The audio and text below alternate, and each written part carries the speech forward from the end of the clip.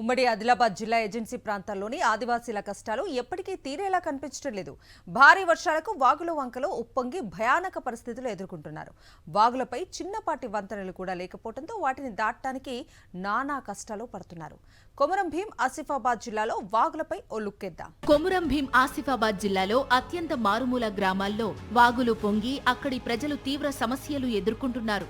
వాడిగొంది దాని పరిసర ప్రాంతాల్లోని పాఠశాలల్లో విధులు నిర్వహిస్తున్న ఉపాధ్యాయులు విధులు ముగిసిన అనంతరం తిరిగి ఆసిఫాబాద్కు వెళ్లలేక రాత్రివేళ పాఠశాలలోనే ఉండిపోయారు. దారిలో వాగు ఉప్పొంగడంతో గంటల తరబడి నిరీక్షించిన ఫలితం లేక ఆగిపోయారు. టీచర్ల పరిస్థితి చూసి గ్రామస్తులు వారికి సౌకర్యాలు కల్పించారు.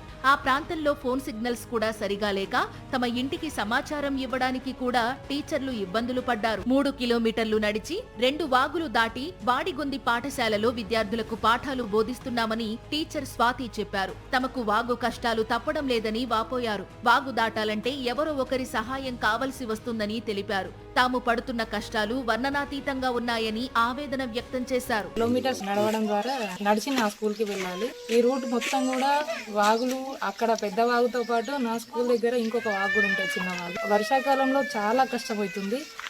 ఇక్కడే కాకుండా అక్కడ పైన కూడా ఇక్కడ వర్షం పడ్డా గానీ ఈ వాగులోనే వాటర్ అన్ని ఆగుతాయి.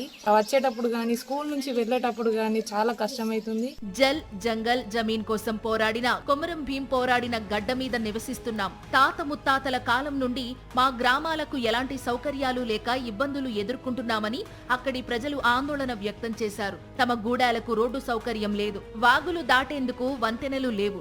ఏటా వర్షాకాలం వాగు దాటడానికి ఇబ్బందులు ఎదుర్కొంటున్నామని చెప్పారు. ఇప్పటికైనా ప్రజాప్రతినిధులు తమ కష్టాలు తీర్చాలని వేడుకుంటున్నారు.